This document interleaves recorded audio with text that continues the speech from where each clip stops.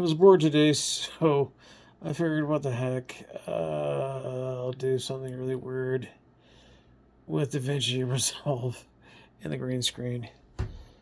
Well, I still got access to this stuff. Okay. Okay, folks, here comes the horrifying masterpiece.